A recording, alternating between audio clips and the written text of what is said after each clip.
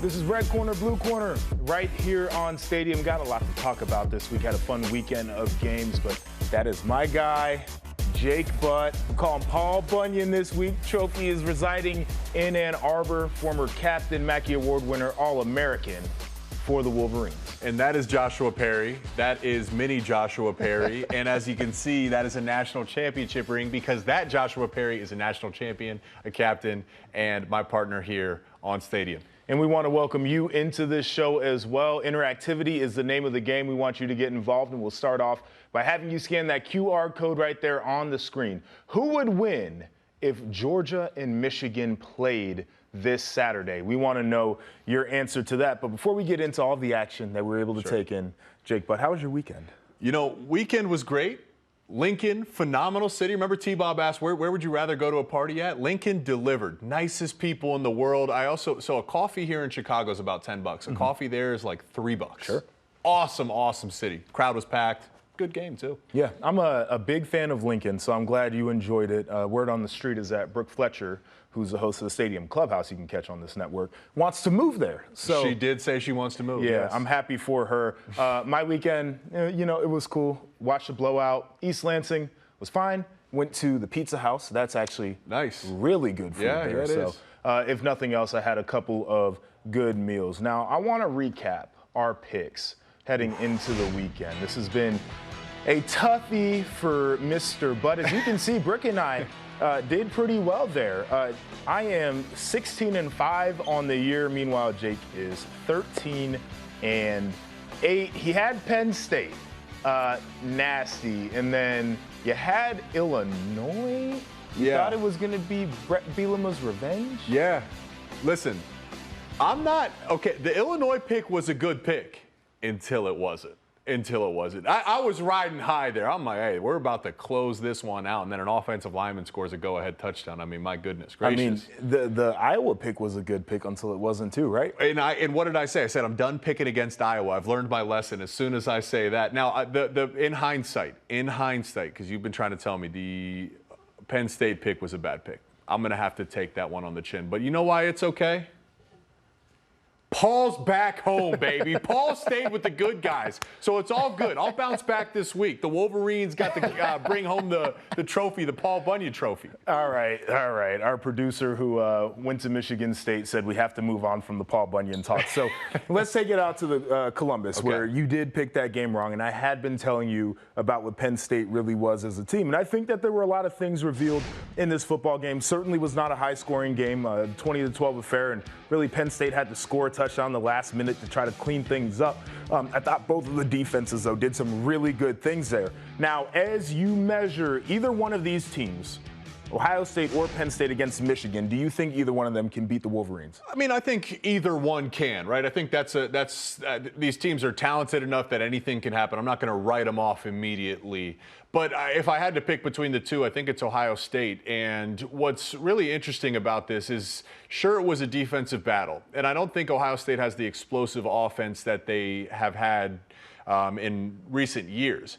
But I do think the defense has taken a huge step, and that's really what hurt them in the game last year. That in mind, to go back to the offense, what was confirmed is what we already knew this weekend, is that when you have 18 Marvin Harrison Jr. on your team, that dude solves problems. When you put the ball in his hands, he can single-handedly win the game for you. So, as is true as we know, that game on November 25th to wind down the season, that's a toss-up. Anyone can win. Yeah, it's going to be a big game. I agree with you for Ohio State in terms of their offense. When you have Marvin Harrison Jr., it solves a lot of problems, and I do want to give Ryan Day and that offensive staff a lot of credit, too, for some of the creativity they use to get isolations for him, to find ways for him to be open, knowing that he was going to be a focal point. I also thought Manny Diaz, the defensive coordinator for Penn State, went in with a little bit of mentality that they could play Marv one-on-one and try to get the victory.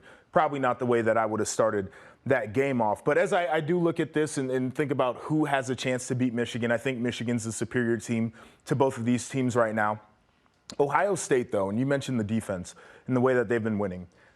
Against Notre Dame, gave up 14 points. Against Penn State, they give up 12. It really felt like they gave up 6 that whole game. Held Penn State to 1 of 16 on third downs, 2 of 19 on third and fourth downs.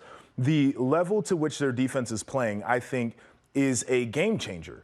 The question is, will they be able to score enough points, right? Like that's kind of the biggest thing. But if we're comparing this Ohio State team to teams in America right now and not what they have been in the past, a 45 points per game offense, I think people should be happy that Ohio State says that we can go out there and we can win a game by playing defense the way it needs to be played in Columbus. I think you just hit an important point here because perception matters in college football. Like teams, we're used to them winning in a certain way. And I kind of had to check myself this weekend because I'm used to leading with the Buckeye offense. When they win big games, that's why they win big games. C.J. Stroud and the playmakers. That's not necessarily the case this year. Their two big wins, which are two of the best wins in college football against Notre Dame and against Penn State, have been defensive wins. The name of the game is to win, period. So if your defense is leading, that's not a knock on the team. It just means it might look a little different this year. That defense will keep them in any game. And then as we talked about, Marvin Harrison Jr., they'll get Ibuka back,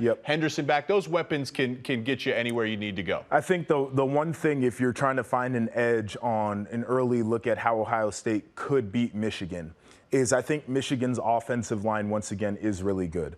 I also don't think it looks like the way it's looked the last couple of seasons.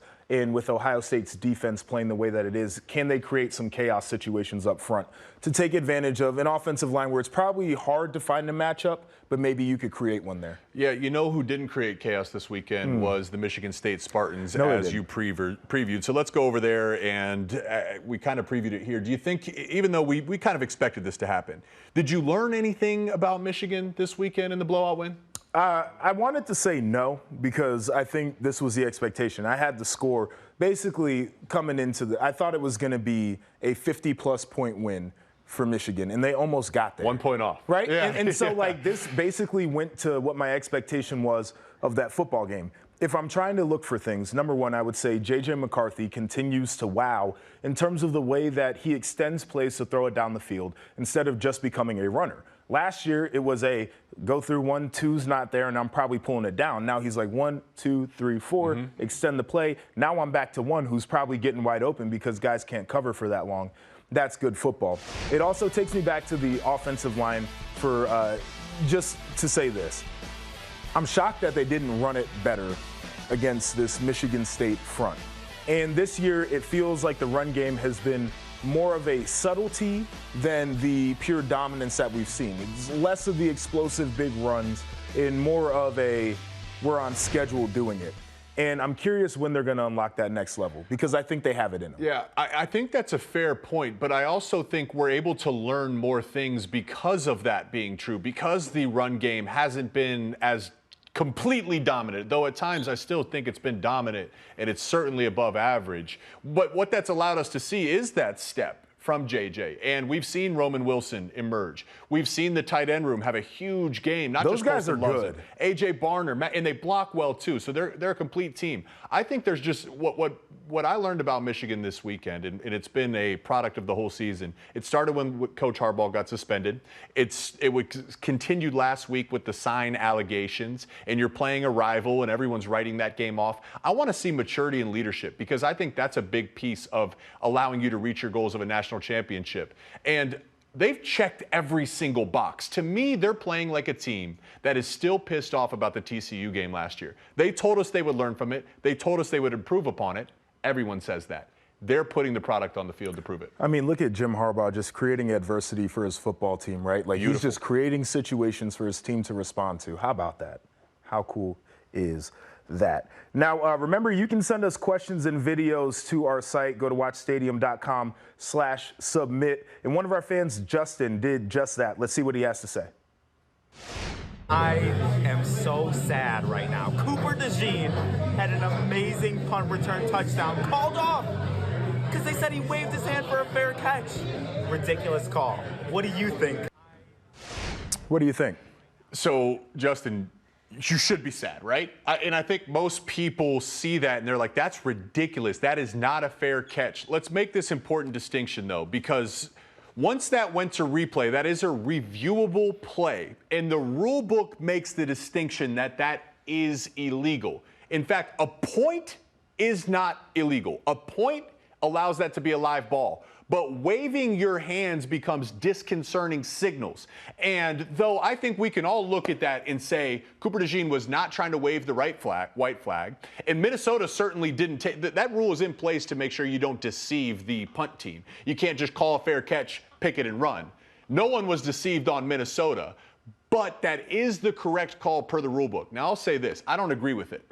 If I'm walking across my street at midnight, and it's a red light and it says do not walk until it gives you that white walking signal, I'm walking if there's no traffic, right? The law says that's illegal. I'm still walking. So even though that's the rule book, I wish there was a little bit more subjectivity to this. Yeah, that's where I'm at on it. Like, the rule is the rule. It was something that I had just learned, too, on Saturday when they were litigating that process there. Like, I didn't realize that there was a thing as an invalid fair catch signal, but it does exist. I think that's also why coaches tell guys to point instead of telling guys to wave it off, just in case that situation comes up. The coaches know it. The players probably aren't nearly as aware of it. But to your point, it all played out, right? And we saw what happened there. And so I think that's what's most frustrating about it. And also the fact that it is a reviewable play. They can correct it by replay. That doesn't feel good for us because we saw the touchdown. This is why I don't give a damn. And it goes back to the thing that I've been talking about for so long with this Iowa team. You had a lead in this football game. You had 10 points at halftime, 10-6 game. Minnesota could not score touchdowns. All they could do was kick field goals. And guess what? If you would have kicked the damn field goal in the second half of this football game, you would have won 13-12. But your offense is that bad that you had to rely on Cooper DeJean making a play in special teams that eventually got taken off the board in order to win this one. That's what we should be talking about right now. We should be talking about the fact that they had a lead in the halftime in this game, and all they needed was a field goal to win it, and they couldn't produce that in the second half. It's bad ball. What's crazy, not just that you needed a field goal. Even with that disconcerting signal, it acts as a fair catch. You needed about 20 yards to give yourself a chance. They had 12 yards total in the second half. So I've been messing with you a little bit. That is indefensible. That's flat out indefensible. 12 yards and a half. You don't deserve to win if that's the case. Yeah, I mean, we could talk about the rule book, and I agree with Iowa fans. Like, it is unfair. That is a bad rule. I'm sorry, I can't feel bad for you guys because of how that offense went in the second half. But we're happy to say that Justin is our fan winner from the weekend. So, Justin, we'll be reaching out to you did win something, about Justin. your special prize. How about that? And remember, again, you all can go to watchstadium.com/submit if you want to get on the show.